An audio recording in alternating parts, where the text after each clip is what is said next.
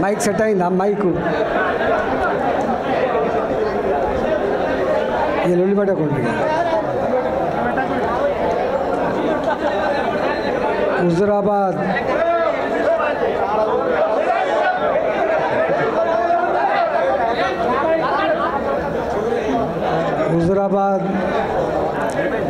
నియోజకవర్గం నుంచి అనేక సంవత్సరాలుగా కొంతమంది 2002లో కొంతమంది మధ్యలో మొత్తానికి మీరు మేము కలిసి 2 దశాబ్దాల పైబడి కలిసిమెలిసి పనిచేసిన వాళ్ళం, కుటుంబంలాగా కలిసిమెలిసి ఉన్నోళ్ళం. రాజకీయాలలో నాయకుడు ప్రజలు, నాయకుడు కార్యకర్తలు ఉంటారు. కానీ నాయకుడు ప్రజలు కుటుంబ సభ్యుల్లాగా బతికేటువంటి కల్చర్ హుజూరాబాద్ నియోజకవర్గంలో ఉండేది. కొంతమంది రకరకాల ఈ మధ్య సోషల్ మీడియాలో వస్తే సోషల్ మీడియాలో నమ్ముకొని బతికే కొంతమంది ఉంటారు. అబద్ధాల పునాదుల మీద బతికే వాళ్ళు కొంతమంది ఉంటారు. వాళ్ళ బతికే కుట్రలు కుతంత్రాలు చేసేవాళ్ళు ఉంటారు. కానీ మనం దానికి విరుద్ధమైన సంస్కృతి నుంచి వచ్చిన వాళ్ళం. మనకు స్ట్రైట్ ఫైట్ తప్ప స్ట్రీట్ ఫైట్ రాదు. మనం ధీరంతో కొట్లాడతాం తప్ప కుట్రదాలతో కొట్లాడటం కాదు. ఈ కుట్రలని, ఈ కుతంత్రాలని మీదికొక మాట లోపలికొక మాట మాట్లాడటం ఏవైతే మీరు అంటున్నారో వాళ్ళ సంగతి తేల్చాల్సినటువంటి శక్తి, సత్తా, దాన్ని ఛేదించేటువంటి కర్తవ్యం ప్రజలకు మాత్రమే ఉంటుంది తప్ప మన చిన్నవాళ్ళం అనుకుంటారు. ఇవన్నీ విషయాలు తెలుస్తాయా, గింతదాకా పోతుందా? కానీ కాలం చాలా గొప్పది. నేను చిన్నప్పుడు ఎమర్జెన్సీ ఎత్తేసిన తర్వాత ఓట్లు వచ్చినాయి. నేను చిన్న పిల్లగాని, ఆనాడు టీవీ లేదు. ఆనాడు కేవలం రేడియో మాత్రమే ఉండే. సెల్ ఫోన్ల కాలం కాదు, పేజర్ల కాలం కాదు, టీవీల కాలం కాదు. ఎవరో ఒక ఇంటికి పేపర్ వచ్చేది. సాయంత్రం పూట మాత్రం ఆల్ ఇండియా రేడియో న్యూస్ వచ్చేది. గా కాలంలో కశ్మీర్ నుంచి మొదలుపెట్టి కన్యాకుమారి వరకు ఆనాటి నియంతృత్వం, ఆనాటి ఎమర్జెన్సీ, ఆనాటి నరమేధానికి వ్యతిరేకంగా ప్రజలు ఎట్లా ఓట్లేసి గెలిపించారో మనం చూసినాం.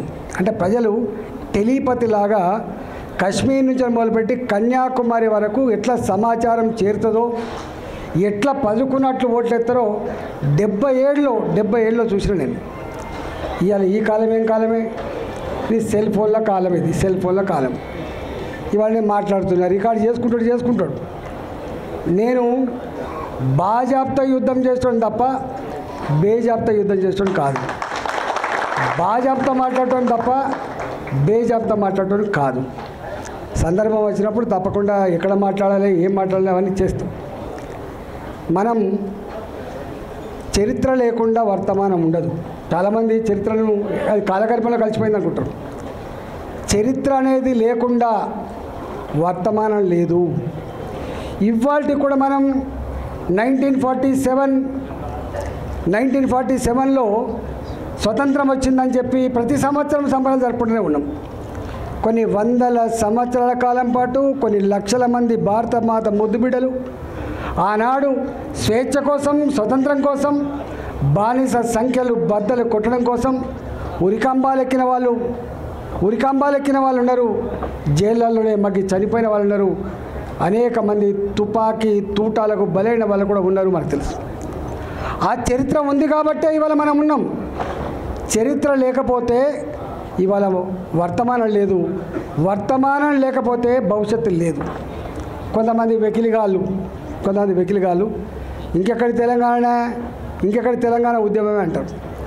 ఇవాల్టికి కూడా హుజురాబాద్ ప్రజానికానికి చిరస్థాయిగా వాళ్ళ గుండెల్లో నిలిచిపోయే సన్నివేశాలు తెలంగాణ ఉద్యమ ఘట్టాలు మాత్రమే. అది కమలాపూర్ నియోజకవర్గంలో, అది హుజురాబాద్ నియోజకవర్గం కావచ్చు. అనేక మంది ఇక్కడ ఉన్నారు. 48 గంటల పాటు 72 గంటల పాటు ఉత్తర దక్షిణ భారతానికి రైళ్లు ఆపాలని చెప్పి పిలిపిస్తే మనం సాక్ష్యం కదా, ఫైరింగ్ చేస్తాం, చంపేస్తాం అని చెప్పి బెదిరిస్తే కూడా ఫైర్ చేసుకోవాలి నా కొడుకు అని చెప్పి ఛాతిని ఎదురొడ్డినటువంటి సాహసమూర్తున్న గడ్డ హుజురాబాద్ అనేక త్యాగాలకు, చైతన్యానికి, ముక్కుసూటితనానికి మారుపేరుగా ఉన్న గడ్డ హుజురాబాద్ అడ్డా. అక్కడ నేను ఎమ్మెల్యే అయినా, అక్కడ నన్ను ఎమ్మెల్యే గెలిపించుకున్నారు వాళ్ళు. ఇలా చాలామంది ఇక్కడ ఉన్నారు. ఇంతమంది మరి చెప్పారు, సురేంద్రరాజు గారు చెప్పారు, 2005లో స్థానిక సంస్థల ఎన్నికలు వస్తే కాపాడింది కరీంనగర్ని ఆనాటి కమలాపూర్ నియోజకవర్గం గుర్తుపెట్టుకోండి. చాలామంది సద్దులు కట్టుకొని అనేక దిక్కుల ప్రచారానికి పోయినాం కరీంనగర్లో. ఇదే 2006లో కేసీఆర్ గారికి ఎన్నికలు వస్తే మళ్ళీ అదే హుజురాబాద్పై కొట్లాడిండ్రు. ఇవాళ 1 కాదు 2 కాదు, తెలంగాణ వ్యాప్తంగా ఎక్కడ సాహసోపేతమైన ఉద్యమాలు జరిగినా ఆ సాహసోపేతమైన ఉద్యమాలలో పాల్గొన్న బిడ్డలు హుజురాబాద్ బిడ్డలు. ఇవాళ మానుకోట ఇవాళ గుర్తు, మానుకోట రాళ్లకు మొక్కాలని చెప్పి ఇవాళ కూడా మాట్లాడుకుంటాం. మానుకోట రైల్వే స్టేషన్లో చిందిన రక్తం సాక్షిగా అనేక మంది ఉన్నారు. మానుకోటలో ఒక 200 మందో 300 మందో ఉద్యమానికి బయలుదేరితే అలా 150 మంది హుజురాబాద్ బిడ్డలు ఉన్నమాట వాస్తవం. సాయంత్రం పూట నేనే మాట్లాడినా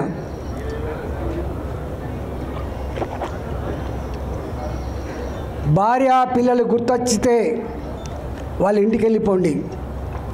భార్య పిల్లల కంటే కూడా తెలంగాణ ఉద్యమం ముఖ్యం అనుకుంటే ఇక్కడ ఉండిపోండి అని చెప్పిన నేను.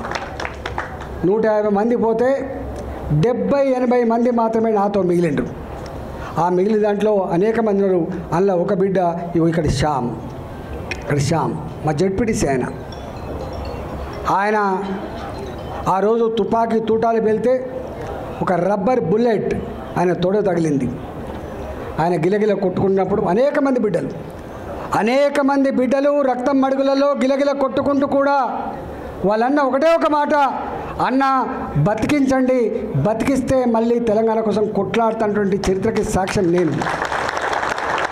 అలా ఒక బిడ్డని తీసుకొచ్చి శ్యామ్ని తీసుకొచ్చి హాస్పిటల్ చేసి అంటే ఇవాళ గక్కడి నుంచి వచ్చినాడు. మనం ఇంకా మన గురించి ఎక్కువ చెప్పుకోవాల్సి అక్కర్లేదు. మనంగా బయటికి రాలే. చాలామంది అనుకుంటారు మనంగా బయటికి రాలే. అనేక రకాల అవమానాలు ఉంటాయి. అవమానాలు బయటకు వచ్చేటి ఉంటాయి, అవమానాలు దిగుమింగుకునేటివి ఉంటాయి. దిగమింగుకుంటాం, తెలంగాణ ప్రజల కోసం దిగమింగుకుంటాం. చాలామంది తెలియదు, పదవుల కోసం పెదవులు మూసేవాడే అయితే ఇవాళ 2 సార్లు మంత్రి పదవి అనుభవించిన నేను ఆర్థిక మంత్రిగా ఉండగా కూడా ఆనాడు మున్సిపల్ కార్మికులు సమ్మె చేస్తే ఆనాటి ముఖ్యమంత్రి కేసీఆర్ 1700 మంది కార్మికులని ఒక కలంపోటుతో తీసేసినాడు. తప్పుగా ఆకలితో ఉన్న వాళ్ళతో పెట్టుకునే ప్రయత్నం చేయొద్దని చెప్పి మంత్రిగా ఉండి కూడా చెప్పగలిగినోడు ఈటల గుర్తుపెట్టుకో. మళ్ళీ వాళ్ళకు అండగా ఉన్న 1700 మంది కార్మికుల్ని మళ్ళీ తీసుకునే చరిత్ర మీకు తెలుసు. తెలంగాణ వ్యాప్తంగా ఆర్టీసీ కార్మికులు సమ్మె చేస్తే కొంతమంది విధవలు మా దాంట్లో ఉన్నారు, వాళ్ళు సపోర్ట్ చేస్తున్నారని చెప్పి మమ్మల్ని నిందించినా కూడా మేము ఆర్టీసీ కార్మికుల సమ్మె న్యాయమైందని చెప్పి సపోర్ట్ చేసినటువంటి 2 ఎగ్జాంపుల్ చెప్తున్నా. ఇంకా అనేక ఉంటాయి. గక్కడి నుంచి వచ్చిన వాళ్ళం మేము. ఆర్థిక మంత్రి కంటే ఇంకే పెద్దగా ఉంటుంది, ముఖ్యమంత్రి పదవి ఉంటుంది. నాకు తెలియదా ఈ ప్రభుత్వం ఈ ముఖ్యమంత్రి కొట్లాడుతున్న పదవి పోద్దని? ముఖ్యమంత్రి కొట్లాడడం శ్రేయస్కరం కాదు తెలియదు నాకు, కానీ చేస్తాం. ఎందుకంటే మేము పెడుసు నుంచి వచ్చిన వాళ్ళం కాబట్టి, ఆత్మగౌరవం కోసం కొట్లాడిన వాళ్ళం కాబట్టి, అన్యాయాలకు అక్రమాలకు దుర్మార్గాలకు వ్యతిరేకంగా బరిగీసి కొట్లాడిన వాళ్ళం కాబట్టి, పదవుల కోసం పెదవులు మూసుకోవద్దు కాబట్టి, గక్కడ ఆ కల్చర్ గుండెల్లో పెట్టుకున్నాం కాబట్టి మేము కొట్లాడితే సరే ఆయనకి ఏమనిపించిందో మళ్ళీ తీసేసాం. 2021 తీసేసాం. 2021లో తీసేసిన తర్వాత వందల సంఖ్యలో ఆనాడు నాయకులు మొట్టమొదటి పోయినాడు 5 లక్షలకు అమ్ముడు పోవచ్చు, తర్వాత లాస్ట్కు 2 కోట్లకు కూడా అమ్ముడు పోయిన ఉండొచ్చు. కానీ డబ్బులకు నాయకులు అమ్ముడు పోయినప్పటికి కూడా, దళిత బంధు డీడీలు ఇచ్చినప్పటికి కూడా, గొర్రెలకు డబ్బులు ఇచ్చినప్పటికి కూడా దాదాపుగా ఆనాడు 6 నెలల కాలం పాటు దేశ చరిత్రలో ఎక్కడ కూడా గన్ని రోజుల పాటు ఎన్నికల ప్రచారం చేయడం సాధ్యం కాదు దేశ చరిత్రలో. కానీ సాధ్యమైంది కేవలం హుజురాబాద్కు మాత్రమే. 6 నెలలు కొట్లాడినాం. ఏప్రిల్ మాసంలో మనం రాజీనామా చేస్తే, ఏప్రిల్ మాసంలో మనం బయటకు వస్తే, అక్టోబర్ మాసం వరకు కూడా ఎన్నికల వాతావరణం, కొనుగోళ్ళు, ప్రలోభాలు, భయపెట్టించుడు, కేసులు పెట్టుడు, ఎన్ని చేసినా మీరు చూసిండు. చివరికి తెలంగాణ ఆత్మగౌరవం గెలిచింది. కేసీఆర్ చెంప చెల్లు మనిపించింది. ఆనాడు యావత్ తెలంగాణ జాతిలో ఒక ఆలోచన వచ్చింది. ఓహో, ప్రలోభాలు ఉన్నప్పటికీ, డబ్బు ఖర్చు పెట్టినప్పటికీ, ఓటుకు 10,000 రూపాయలు ఇచ్చినప్పటికీ హుజురాబాద్ చూపిన చైతన్యం, హుజురాబాద్ చూపిన తెగువ చాలా గొప్పగా ఉందని చెప్పి ప్రపంచంలో ఉన్న తెలుగు వాళ్ళందరూ కూడా కీర్తించిండ్రు 2021 ఫలితాన్ని. ఇవాళ నా మీద కుట్ర చేసిండు ముఖ్యమంత్రి ఆనాడు. నాకు నిజంగా 2021 వరకు అధికారంలో ఉన్నా ప్రతిపక్షంలో ఉన్నా కూడా నేను ఏ పని అంటే ఆ పని చేయించుకోగలిగిన. ఎందుకంటే నేను ప్రజాప్రతినిధి కాబట్టి. 2014 వరకు నేను అధికారంలో లేకపోవచ్చు, ఎమ్మెల్యేనే ఉండవచ్చు, నా పార్టీ అధికారం లేకపోవచ్చు, కానీ నా రోడ్లు ఎక్కడ ఆగలే, నా రోడ్ల నిర్మాణం ఎక్కడ ఆగలే, నా ఇళ్ళ నిర్మాణం ఎక్కడ ఆగలే, నా దగ్గర సబ్స్టేషన్ నిర్మాణం ఎక్కడ ఆగలే. నేను బాగా చెప్తా అనేది మర్యాదగా, నేను ఇక్కడ ఎమ్మెల్యేను, నా ప్రజలకి సమస్య ఉందని చెప్తే ఆనాటి సమైక్య పాలకుల ముఖ్యమంత్రులు కూడా భయంతో మాకు డబ్బులు ఇచ్చేది, భయంతో మాకు శాంక్షన్లు ఇచ్చేది. కానీ ఈ ఓడిపోయిన ముఖ్యమంత్రి మొత్తం చరిత్రను తిరగరాసే పద్ధతిలో, ప్రజలు అసహించుకునే పద్ధతిలో, ఎమ్మెల్యే గారికి ఉండే ప్రోటోకాల్ కూడా లేకుండా చేసి, ఎమ్మెల్యే గారు చేసే కనీస కర్తవ్యం కూడా చేయకుండా చేసి, ఇవాళ దొంగదారిన దొడ్డిదారిన ఒక పదవి కట్టబెట్టి వాడికి అన్ని రకాల హక్కులు ఇచ్చి, ప్రోటోకాల్స్ ఇచ్చి నన్ను ఇబ్బంది పెట్టే ప్రయత్నం చేసిండ్రు. అయినా నేను అనుకున్న ప్రజలు గొప్ప వాళ్ళని. ఆ 2.5 సంవత్సరాలు ఎంత నరకం అనుభవించినో మీరు చూసింది. అంతేకాదు, సరే కుట్రదారులు ఎవడు ఓడగొట్టిండో, ఎవడు గెలిపించిండో దాని జోలికి పోతలేను. కానీ నేను ఒక్కటి మాత్రం ఇప్పటికీ, ప్రజలెప్పుడు కూడా మోసం చేయరు. ప్రజలకు నాయకత్వం వహించే వాళ్ళు మాత్రం చక్కటి దారి చూపించాలి. ఇక్కడో అక్కడక్కడ నెగ్లిజెన్సీ ఉందా, ఇంకేముందో తెలియదు, కానీ మొత్తం మీద ఓడిపోయినాం. ఎన్నడు అంటే హుజురాబాద్లో ఓడిపోతామని చెప్పి ఎవరు కళ్ళ కూడా ఊహించింది, ఓడిపోయినాం. దాన్ని అంగీకరించాల్సిందే. నేను అనుకోకుండా ఇక్కడికి వచ్చిన ఇక్కడి ప్రజానీకం అంతా కూడా గొప్పగా ఆశీర్వదించి గెలిపించాను. మీకు తెలుసు, మీరు వస్తున్న రోజు ఇక్కడికి వస్తే ఇది పెద్ద పార్లమెంట్, 40 లక్షల ఓట్లు గుర్తుపెట్టుకోండి. 40 లక్షల ఓట్లు, ఒక 70 లక్షల జనాభా ఉన్నది. దాదాపు సగం హైదరాబాద్ ఉంటుంది ఇక్కడ.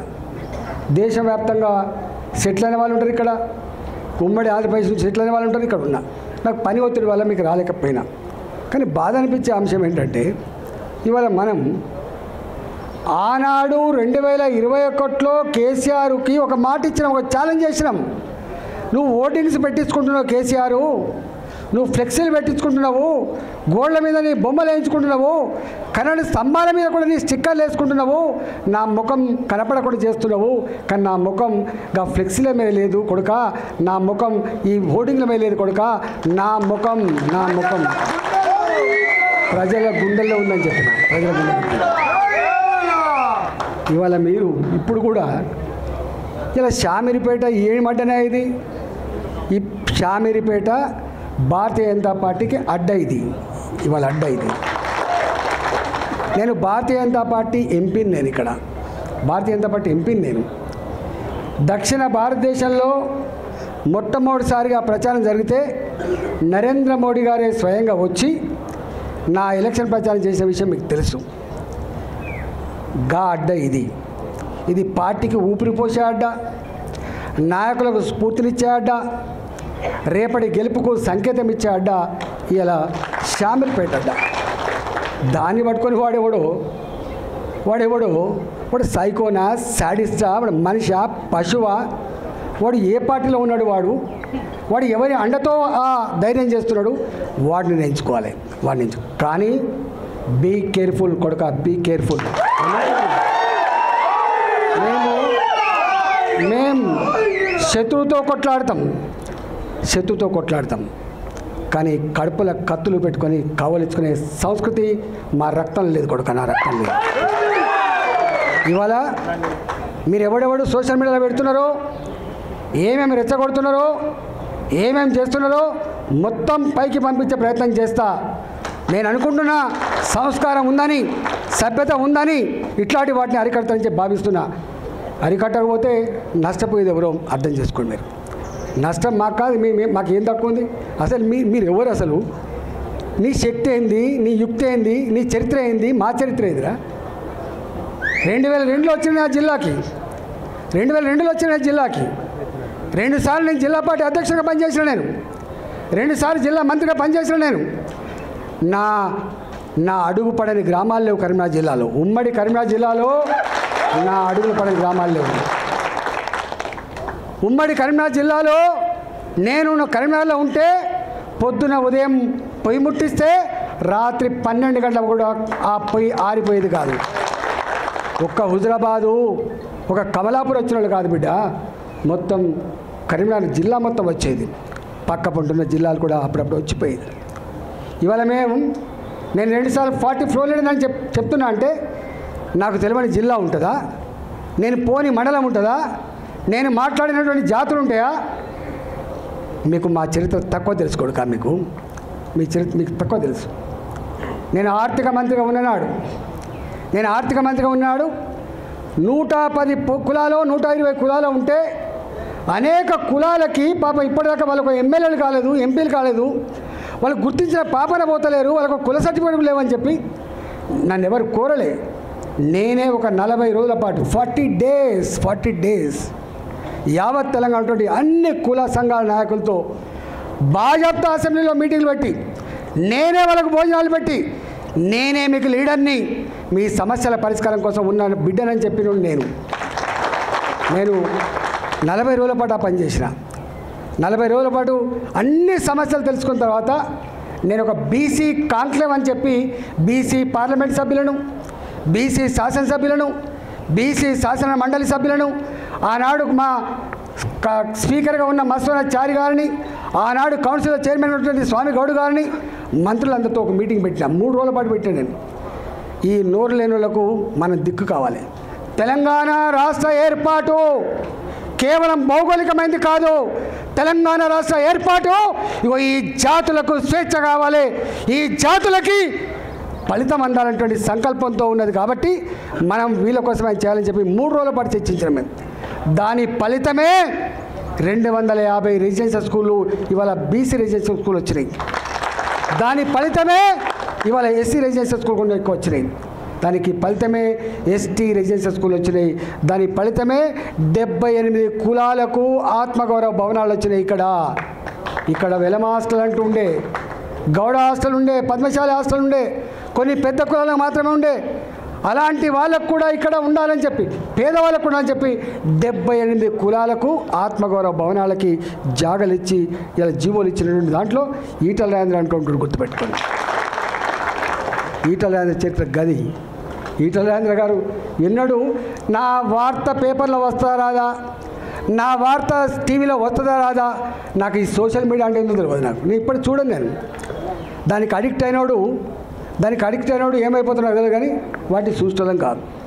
ఈ సోషల్ మీడియా గివిటి చూసి మురిస్తోని అంతకంటే కూడా కాదు. ఇవాళ మళ్ళీ చెప్తున్నా, ఎప్పుడు కూడా ధీరుడు వెనుదిరిగాడు గుర్తుపెట్టుకో. ధీరుడు వెనుదిరిగాడు గుర్తుపెట్టుకో. అది సందర్భం అయితే రియాక్ట్ అవుతాడు, సందర్భం అయితే బయటికి వస్తాడు, సందర్భం అయితే మాత్రమే మాట్లాడతాడు. భరిస్తాం. ఎక్కడ భరిస్తాం? మీరెట్లయితే భరించలేక ఇక్కడికి వచ్చిండ్రో మీ అంతరాత్మను నేను అర్థం చేసుకున్నా. నేను మళ్ళీ చెప్తున్నా మీకు, హుజురాబాద్ గడ్డ మీద రేపు ప్రతి ఊళ్ళో మన వార్డు మెంబర్ ఉంటాడు. హుజురాబాద్ గడ్డ మీద నా సర్పంచ్ ఉంటాడు హుజురాబాద్లో. ఎందుకంటే ఒక్కరోజుతో బంధం కాదు, అది 25 ఏళ్ళ బంధం. అది నన్ను నమ్ముకొని ఉన్నారు మీరు. 2021లో గన్ని వందల కోట్ల రూపాయల ప్రలోభాన్ని అడ్డుకొని అన్న కోసం నిలబడ్డోళ్ళు మీరు. మిమ్మల్ని నేను చాలాసార్లు చెప్తా, కాళ్ళు కడిగి నెత్తిలో పోసుకున్న హుజురాబాద్ ప్రజలు రుణం తీసుకోవాలని చెప్పి స్టేట్మెంట్ ఇచ్చాను నేను. ఆ ప్రజల మీద సంపూర్ణమైన నమ్మకం ఉన్నోడు నేను.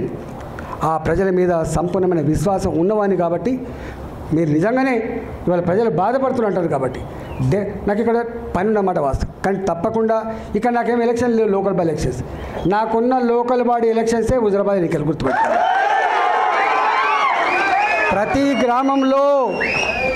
ప్రతి గ్రామంలో వార్డు మెంబర్.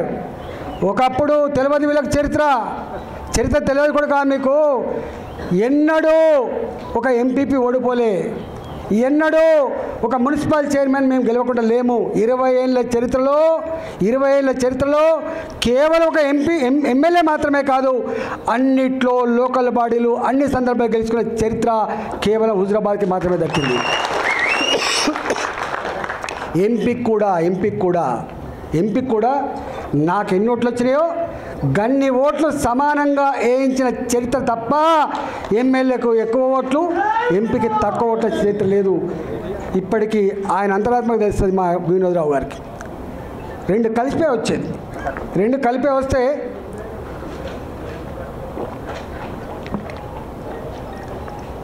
(2014) వరకు ఎంపీ ఎమ్మెల్యే ఎన్నికలు కలిపి వచ్చేది. ఈవెన్ రాజీనామా చేస్తే వచ్చిన బై ఎలక్షన్ కలిపే వచ్చేది.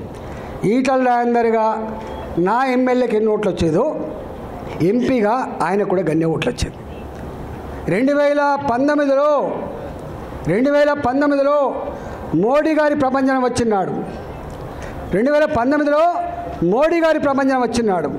హిందూగాళ్ళు బొందుగాళ్ళు అని చెప్పి తులనాడినాడు కూడా. బయట నియోజకవర్గాల్లో ఆనాడు భారతీయ జనతా పార్టీకి 35,000, 50,000, 57,000 మెజార్టీ వచ్చినా హుజురాబాద్లో మాత్రం నేను ఆనాడు టీఆర్ఎస్లో ఉన్న 53,000 మెజార్టీ. 53,000 మెజార్టీ ఆనాడు బీఆర్ఎస్ పార్టీకి వచ్చింది, టీఆర్ఎస్ పార్టీకి వచ్చింది తప్ప రాలేని. దాని తర్వాత నేను వచ్చిన ఇక్కడికి. నేను వచ్చిన తర్వాత మా వాళ్ళు చెప్పింది ఇప్పుడు ఎంత వచ్చినాయో నేను ఆ లోతులోకి పోను. కానీ ఒక్కటి అడుగుతున్నా, గ్రామంలో క్రెడిబిలిటీ ఉన్న లీడర్ లేకపోతే నా పార్టీ బతకదని నమ్మేటోడు నేను. నా గ్రామంలో ఉన్న లీడర్, నా సర్పంచ్, నా వార్డు మెంబర్, నా ఎంపీటీసీ, నా గ్రామ కమిటీ అధ్యక్షుడు గొప్ప పేరుంటేనే నాకు ఓట్లు వస్తాయని చెప్పి నమ్మేటోడు నేను. వాళ్ళు గొప్పగా లేకుండా లేరు. వీళ్ళు కొత్త సూత్రం పెడుతున్న ఒక్కొక్కడు అక్కడక్కడ లీడర్ను. ఎస్, ఈ దేశానికి ఇవాళ నరేంద్ర మోడీ దిక్కు అనేటువంటి భాష ఎందుకు వస్తుంది ఇవాళ దేశంలో? ఎందుకు వస్తుంది దేశంలో? నరేంద్ర మోడీ గారు అని చెప్పి ఎందుకంటారు ఇవాళ? ఎస్, ప్రజల హృదయాలను గెలుచుకున్నాడు కాబట్టి. కాశ్మీర్ నుంచి మొదలుపెట్టి కన్యాకుమారి వరకు వాళ్ళు ఏ భాష మాట్లాడినా, ఏ సంస్కృతులు ఉన్నా, ఏ రాష్ట్రంలో ఉన్నా ఇవాళ ఎందుకంటున్నారు ఆ మాట? ఎస్, నచ్చింది కాబట్టి అంటున్నారు. వ్యక్తి ఎదగకుండా వ్యక్తికి గ్లామర్ లేకుండా, వ్యక్తులకు పతాలు లేకుండా పార్టీలు ఉండవనేటువంటి జ్ఞానం తప్పకుండా ఉండాలి. ఉంటుంది అది. తను నమ్ముకున్న నాయకుడు ఉంటాడు, క్యాడర్ అంటే పడిచచ్చే నాయకుడు ఉంటాడు, నాయకుడు అంటే పడిచచ్చే క్యాడర్ కూడా ఉంటుంది. బాబు, మీకు మానవ సంబంధాలు తెలిస్తే కదా, మీకేం సంబంధాలు ఉంటాయి? నీకు ఎక్కడ ఒకటి మీద వేసుకొని పోతుంది, మీరు మీద బాయ్ వేసుకొని పోతుంది, డ్రామా కంపెనీ లెక్క. కానీ మాది డ్రామా కంపెనీ కాదు, మాది హృదయాలు కలిసిన సంబంధాలు, మా హృదయాలు కలిసిన సంబంధాలు. నేను అనుకుంటా, నాతో వదిలిపెట్టి అమ్ముడుపోయిన సరుకుకు కూడా మన అంతరాత్మకు తెలుసు రాజేంద్ర క్రెడిబిలిటీ ఏందో. ద్రోహం చేసేవాడు కూడా అనుకుంటాడు నా అవసరానికి అమ్ముడుపోయినా కానీ రాజేంద్రనే గొప్ప అని కూడా అనుకుంటాడు వాడు. నేను నమ్ముతుంటాను. కాబట్టి నేను మీ ఒక్కటికే చెప్తున్నా, మీ ఆవేదన నాకు అర్థమైంది. మిమ్మల్ని అనాథ చేయాలని, మీ ఆత్మగౌరవాన్ని మట్ల కలపాలని, మీ రాజకీయ ఏ అవసరాలు అయితే ఉన్నాయో వాటిని అందించలేకుండా ఉంటా అనే నిస్సహాయత నాలో లేదనే మాట నేను భలేమని చెప్తున్నాను. నాకు వస్తూ ఉన్నారు, మాకు ఉంటారు ఒకటి రాజకీయాలు అంటాడు. అరే, ఎప్పుడైనా గుర్తుపెట్టుకోండి, ధర్మం న్యాయం నమ్ముకున్నాను నేను మూడే నమ్ముకుంటా. నేను మద్యాన్ని నమ్ముకున్నాను కాదని 100 సార్లు చెప్పిన, నేను డబ్బును నమ్ముకున్నది కాదని చెప్పి 100 సార్లు చెప్పిన. నేను నమ్ముకున్నది మూడింటినే. ఒకటి ప్రజలు నమ్ముకున్న, నేను ధర్మాన్ని నమ్ముకున్న, నేను కష్టాన్ని నమ్ముకున్న. నేను ఇవాళ ఇక్కడ నేను ఎవరి కోసం పనిచేస్తున్నా? ఇక్కడ విస్తరిస్తే ఒకవేళ నాకంటూ తెలివి ఉంటే, నాకంటూ అనుభవం ఉంటే, నా అనుభవం ఇవాళ ఇక్కడ ఖర్చు పెడితే అది పార్టీ కోసం లాభం తప్ప నా కోసం లాభం అవుతా? కొంచెం వెధవలు పెడుతున్నారు. నా భార్య కట్ట అరే, నా వైఫ్ ఇవాళ అవతలు కూడా అవుతలేదు. చూసిందా మీరు? గంత చిల్లరగా మేము ఎవడ వచ్చినాడే ఎప్పుడైనా నా కొడుకుని కనపడదా? నా బిడ్డ కనపడదా? నా భార్య ఎప్పుడైనా పైరే చేసిందా? నాకు సత్తా లేదా? నాకు శక్తి లేదా? అడగపోతున్నా నేను. నీకెట్లా ఉందో 4 బిడ్డ నాకట్లా కాదని అడగపోతున్నా.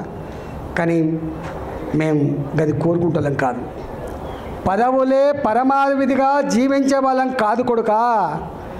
మేము నా ఎన్నికలప్పుడు వస్తారు తప్ప, ఆ ఎన్నికలప్పుడు కూడా నేను ఎప్పుడైనా లేకపోతే వస్తారు తప్ప, నా ఎన్నికలప్పుడు కనపడతారు తప్ప, అది కూడా నేను ఏ పార్టీలో అయితే నా భర్త ఉన్నాడో, ఏ పార్టీలో అయితే మా నాన్న ఉన్నాడో దానికోసం పనిచేయాలని చెప్పి వస్తారు తప్ప, మళ్ళీ తర్వాత ఒక ఫోన్ ఉండదు, నీకు కనపడే ప్రసక్తి ఉండదు. గా కుటుంబం మాది. నీ బతికింది, నీ కథ ఏంది, మాకు ఏం కావాలో నాకు అర్థం కాదు. మీరు ఎట్లా అసలు నవ్వస్తుందా? నవ్వన్నాయడం అని తెలుస్తలేదు. చాలా చిన్న కురుస మనసులు మీరు. నీడని చూసి భయపట్టోళ్ళు మీరు. అందుకే నేను ఎక్కువ తక్కువ మాట్లాడను. కానీ మళ్ళీ చెప్తున్నా, నాయకుడికి క్రెడిబిలిటీ లేకుండా పార్టీ జీవించదు. గ్రామంలో ఉన్న లీడర్కు క్రెడిబిలిటీ లేకుండా గ్రామ ప్రజలు మనకు ఓట్లు వేయరు. కాబట్టి మేము ఒకటే కోరుతున్నా, గ్రామంలో ప్రజల నోట్లో నాలుకలాగా ఉండండి. తప్పకుండా ప్రజలు ఆదరిస్తారు. కులం చూడరు వాళ్ళు, గుర్తుపెట్టుకోండి. నేను కలర్ చూసినా కూడా చెప్తున్నా. ఒక ఊరిలో కులం 5 ఓట్లే ఉంటాయి, కానీ ఆయన ప్రజల మనిషి అయినప్పుడు గొప్ప గెలిపిస్తారు. కులం, మతం, వర్గం ఎప్పుడు చూడరు. ఈ బిడ్డడు మంచోడా కాదా, ఈ బిడ్డడు పనిమంతుడా కాదా చూస్తా తప్ప వేరే ఉండదు, ఆస్కారం లేదు. కాబట్టి మీరు ఎక్కడ కూడా కొత్త వాళ్ళు పాత వాళ్ళనే భావన పెట్టకండి. ఒకటే భావన పెట్టండి. మనం ఉన్న దాంట్లో మనం గుర్తించి ఇస్తారని భావిస్తున్నాం. అదర్వైజ్ తప్పకుండా గ్రామాన నేను మళ్ళీ చెప్తున్నా, వార్డు మెంబర్ నుంచి మొదలుపెట్టి సర్పంచ్ వరకు, ఎంపీటీసీ నుంచి మొదలుపెట్టి ఎంపీపీ వరకు, జడ్పీటీసీ నుంచి మొదలుపెట్టి జిల్లా పరిషత్ చైర్మన్ వరకు, ఇలా కౌన్సిలర్ నుంచి మొదలుపెట్టి మా మున్సిపల్ చైర్మన్ వరకు ప్రజల ఆశీర్వాదం ఉంటే గెలుస్తామని నమ్మకం ఉంది. నాకు అహంకారం లేదు. వాళ్ళు ఆశీర్వదిస్తారని కనుక భావిస్తే తప్పకుండా పెట్టుకుందాం, మనం గెలుచుకుందాం. సర్పంచ్కి ఏ బీఫామ్ అక్కర్లేదు, ఎవరి దాదాక్షణ అక్కర్లేదు, గుర్తుపెట్టుకోండి. అక్కడున్న వాటికి ఏందో తెలుసుకుందాం. కాబట్టి మీరు బెంగటి లెక్కండి, మీరు ఎక్కువ మాట్లాడకండి, ఎవరిని తులనాడకండి. వీడుకోవట్టా వాడుకోవట్టా, వీడు ఇట్లా ఏం చేస్తాం కోవట్టు ఎన్ని చూస్తే మనం. మీ కోవట్లు కిందనే ఉండరు బిడ్డ. తెలంగాణ ఉద్యమంలో 26 మంది ఎమ్మెల్యేలు గెలిచినాం మేము. యాదుకుందా? తెలంగాణ ఉద్యమంలో 26 మంది ఎమ్మెల్యేలు గెలిచినాం. 10 మందిని కోవట్టు చేసుకొని పోయి రాజశేఖర రెడ్డి. కోవట్టుల వ్యవస్థ రాజకీయాలకే పరిమితం కాలే, కోర్టుల వ్యవస్థ అన్ని రంగాల్లో ఉండే దాని ఫలితం ఏదో చూసింది. కాబట్టి కోర్టుల గురించి బాధపడకండి, కోర్టుల గురించి బాధపడకండి. ఇవాళ నీ లక్ష్యం నెరవేర్చడానికి నువ్వు గొప్ప ఐక్యంగా ముందుకు పోవాలని చెప్పి నేను కోరుతా ఉన్నా. డెఫినెట్గా నేను మళ్ళీ చెప్తున్నా, నాకు స్థానిక సంస్థల ఎన్నికలు లేవు, ఉంటే హుజురాబాద్ మాత్రమే. ఖచ్చితంగా వస్తా, మీ గెలుపు కోసం నేను ఉంటా. ఫలితం హుజురాబాద్ ప్రజల ఇష్టం.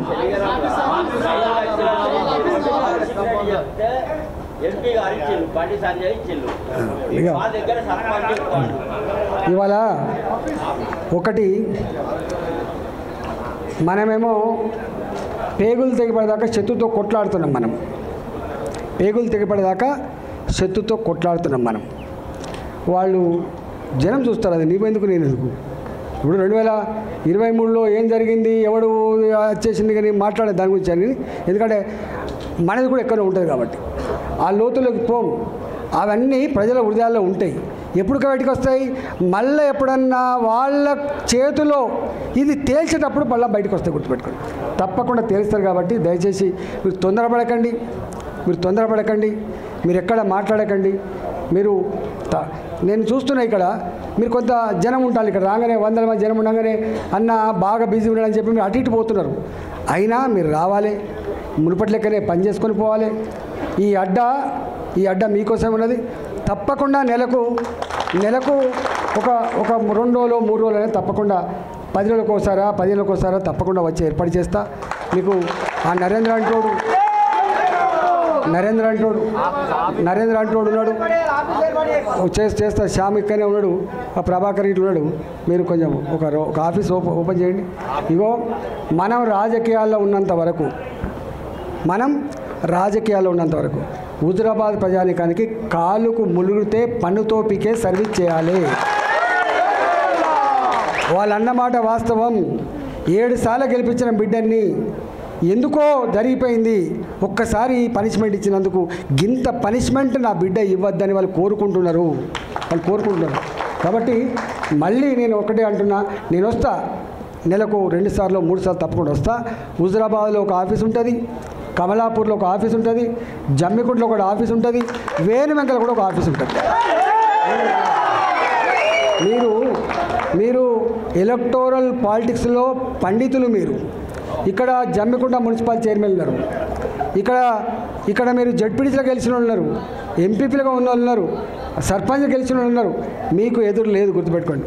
ప్రజలేందో, ప్రజల నాడేందో పట్టగలిగే శక్తి యుక్తి మీకే ఉంది, గుర్తుపెట్టుకోండి. You people are political leaders. మీరు రాజకీయ నాయకులు, గుర్తుపెట్టుకోండి. మీరు రాజకీయ నాయకులు, మీరు మరుగుజ్జుగాలు కాదు. మరుగుజ్జుగాలు 3 ఓట్లు వస్తాయి, 4 ఓట్లు వస్తాయి. మీరు లీడర్లు, గుర్తుపెట్టుకోండి. మీరు లీడర్లు. అందువల్ల నేనేమంటున్నా, గింత శక్తిని పెట్టుకొని కుంగిపోతారు. ఎవడన్నా కుంగిపోతారా? కుమిలిపోతావా? ఇగో ఈమె ఉన్నది, ఇగో వీళ్ళు ఇక్కడ లేడీస్ వచ్చిండ్రు. ఇగో రామా, ఆమె సాహసం ఏందో మీకు తెలుసు. పోవే అంటే 10 మంది వేసుకొని వస్తుంది. అంటే అంత సాహసవంతురాలు ఆమె. ఇక్కడ మా వనక్కు ఉంది, కోరపల్లి వనం ఉంది. ఇగో ఇప్పుడు మాట్లాడింది. వీళ్ళు 5 లక్షల రూపాయలు తీసుకుపోయి కేసీఆర్ బామ్మది టేబుల్లో పెడితే, నీ 5 లక్షలు కాదురా, మా అన్న కావాలన్నది ఆమె. 2021 అని నీకు ఎట్లా అవుతాడే అన్న అంటే, రక్తం పంచుకొని పుట్టలే కానీ నాకు అన్ననే అన్నది ఆమె. అట్లాంటి ఆడబిడ్డల ఆశీర్వాదాలు ఉన్నాయి.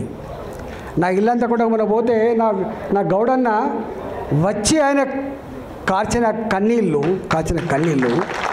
ఆయన మాట్లాడిన మాటలు హృదయం కలిసివేసింది. గది మనం గిది ప్రజలకు మనకున్న బంధం. కొద్దిమంది ఉంటారు వీళ్ళు కూడా, అటుపోతుందో బీఫాము, ఇటుపోతుందో బీఫాము, ఆగమం అవుతారు. కాదు బిడ్డ, ఆగమం కావద్దు. ప్రజలు చూస్తూ ఉంటారు.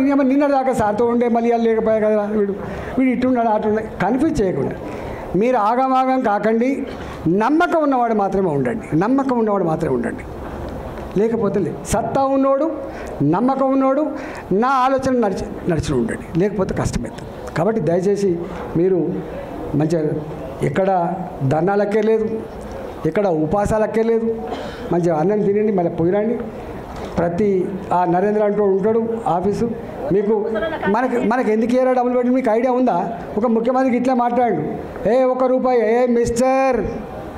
మిస్టర్ నీ అబ్బా జాగీరు కాదని చెప్పినోడు ఈటలా గుర్తుపెట్టుకో. కొట్లాడితే గక్కడ ఏం కొట్లాడితే వెళ్తోటి నాకు అర్థం కాదు. రాజశేఖర్తో కొట్లాడినాడు ఒక అర్థం ఉంది, అంతకంటే ముందు ముఖ్యమంత్రితో కొట్లాడినాడు అర్థం ఉంది, రేవంత్ గారితో కొట్లాడిన అర్థం ఉంది, కిరణ్ కుమార్ గారితో కొట్లాడినట్టు అర్థం ఉంది, కేసీఆర్తో కొట్లాడినాడు అర్థం ఉంది. ఎవరితో కొట్లాడాలి నేను? నా పతారు ఏం కావాలి అంటున్నా. నా ఆలోచన చేయండి అనలేదు ఆ రోజు నేను. మిస్టర్ ముఖ్యమంత్రి నీ అబ్బా జాగీరు కాదు, ఇది ప్రజల సొమ్ము, దానికి కాపలదాడు మాత్రమే బిడ్డ అని చెప్పినోడు కదా నేను. మడమ తిప్పని అని చెప్పి ఒక ముఖ్యమంత్రి గురించి మాట్లాడితే మడమ తిప్పని అంటున్నావు, తెలంగాణ ఇస్తానే కదా మాతో జతగట్టింది, ఎందుకు ఇవ్వలే అని చెప్పి నిలదీసినాడు కదా ఈటలు అక్కడ. ఇప్పటికీ ఆ అసెంబ్లీ స్పీచెస్ ఎప్పుడు వినండి, ఎప్పుడు పులి బక్కబడితే పులి సార్గలు బక్కబడవు. కానీ సముద్రం తుఫాన్ వచ్చే ముందు కూడా ప్రశాంతంగా ఉంటుంది, కానీ ప్రళయం వస్తుంది కొడుక, ప్రళయం వస్తుంది. నాలాంటోడు నిలబడి మాట్లాడినాడు, తెలంగాణ సమాజం స్పందిస్తుంది, గుర్తుపెట్టుకో. నాలాంటోడు మాట్లాడినాడు, తెలంగాణ సమాజం స్పందిస్తుంది, తెలంగాణ సమాజం ఆలోచిస్తుంది. అందుకనే మౌనంగా ఉన్న వాళ్ళని బలహీనంగా భావించి, సంస్కారం సభ్యత ఉన్నవాడిని నువ్వు ఇంకొక రకంగా భావించి పిచ్చి వేషాలు వేసుకుంటే నష్టం జరిగేది ఎవరికో తర్వాత తెలుస్తుంది. అందుకని నేను అంత డెప్త్కు పోతలేను, కేర్ఫుల్గా ఉండమని చెప్పి కోరుతున్నా. మా జోలికి రావద్దు, ఎవడు మాకు అడ్డు రావద్దు. తప్పకుండా హుజురాబాద్ గడ్డ మీద మన జెండా ఎగురుతుందని చెప్పి మనం చేస్తూ మీ అందరికీ శుభాకాంక్షలు ఇస్తూ